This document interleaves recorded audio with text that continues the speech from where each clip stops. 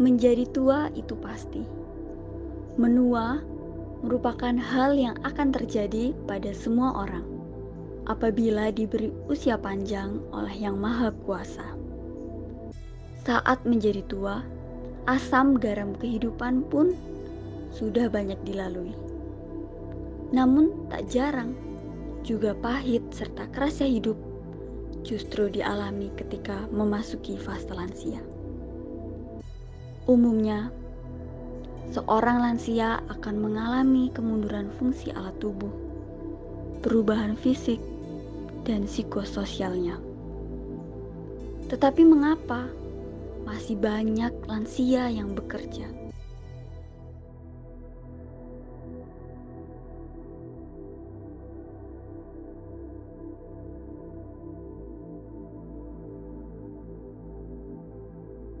Dulu itu sering ya karena satu rumah sama kakek dari pihak ayah. Kalau sekarang nggak lagi karena kakak sama nenek dari pihak ayah itu udah meninggal.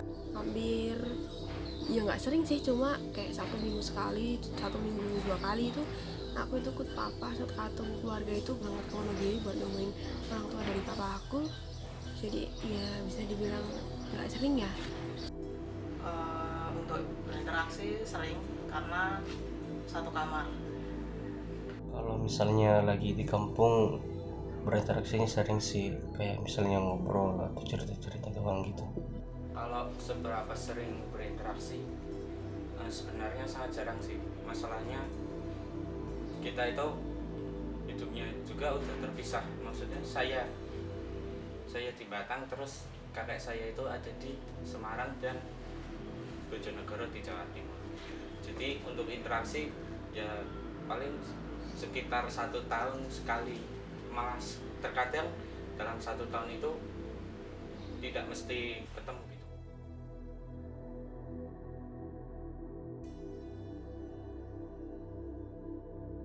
Kalau misalnya kakek sering berkebun, nonton TV, berternak, dia urus ikan atau ayam dan biasa sawah. Kalau nenek biasanya masak sih di dapur.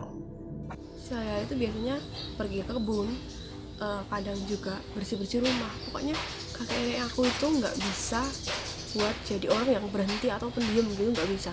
Katanya kalau emang bener-bener diem nggak ada kerjaan itu badannya tuh rasanya pegel-pegel, capek-capek gitu. Jadi mereka tuh setiap hari apa aja sih, pengerjaan apa aja gitu. Kegiatan yang sering dilakukan kakek nenekku adalah berternak dan bertani. Bersih-bersih kamar biasanya, terus cuci piring, kadang bikin jus gitu. Kalau kegiatan sih, kalau untuk kakek yang ada di Semarang biasanya cuma main musik sama ke gereja doang gitu. Kalau untuk yang di Jawa Timur itu banyak sekali kegiatan yang biasa dilakukan. Yang pertama kayak ya berkebun, terus memancing barang sama masak-masak gitu.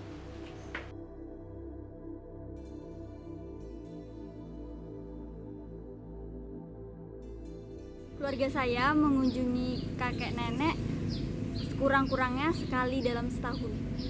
Terkadang 1 tahun itu enggak tentu bisa datang gitu. Jadi sangat jarang banget.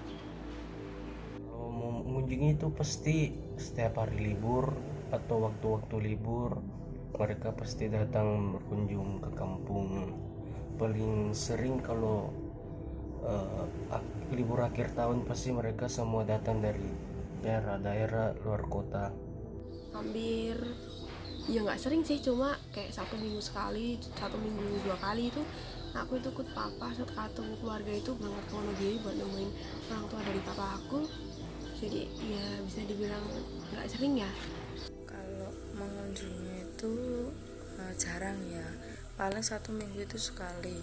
Karena jarak rumahku dengan jarak rumah nenek itu lumayan jauh.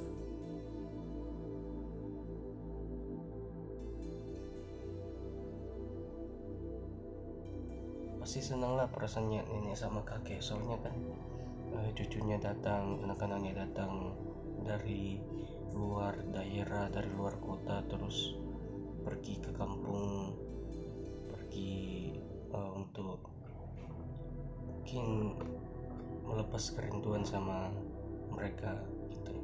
Keluarga kita kebetulan tinggal satu rumah gitu. Yang pertama pasti seneng ya. Karena dari kita yang jarang ketemu ini kan pasti kangen, ada rasa kangen gitu. Dan kalau ketika pas ketemu itu bisa ngobatin rasa kangen sama rindunya.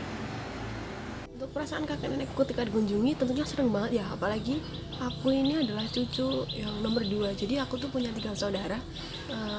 Aku itu adalah anak nomor 2, jadi papaku itu anak pertama dan itu anak tunggal, jadi aku ini adalah benar-benar cucu kedua. Seneng banget. Jadi kalau kita cucunya itu minta apa, dibikinin apa itu selalu ada gitu. Jadi selalu disediain, bahkan kalau kita nggak minta pun nenek atau kakek aku tuh berusaha untuk ngasih.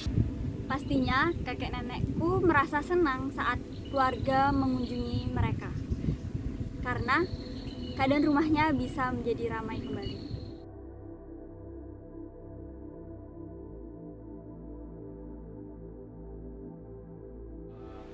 Dia itu kayak motivator. Dia itu memiliki sikap yang sangat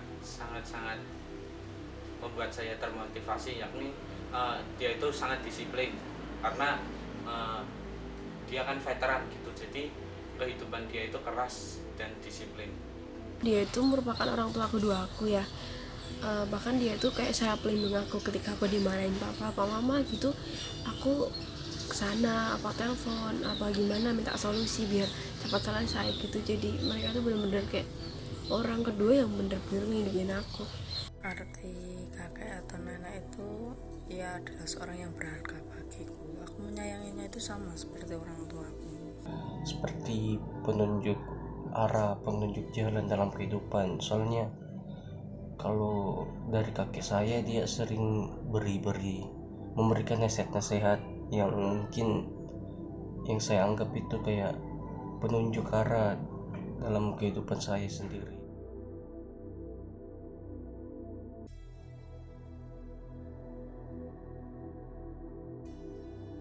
Lansia jelas perlu didampingi karena ya usianya udah nggak muda, terus tenaganya juga pasti sudah berkurang, jadi tetap harus didampingi, tetap harus diawasi, tetap harus dibantu juga. Seorang lansia perlu didampingi di masa tuanya itu justru seharusnya memang harus didampingi sih. Soalnya mereka kalau misalnya dia lagi kesepian, merasa tidak diperhatikan begitu, kan dia rasa kayak diajukan, tidak dianggap gitu. Jadi seharusnya kita mungkin sebagai keluarganya bisa mendampingi dia di masa-masa tuanya. Itu sangat perlu karena dari segi fisik saja mereka sudah kesusahan untuk melakukan kegiatan-kegiatan yang biasanya dilakukan sehari-hari kayak memasak, mencuci baju. Nah itu kita itu sebisa mungkin membantu mereka biar kehidupan mereka itu masih bisa berjalan dengan baik.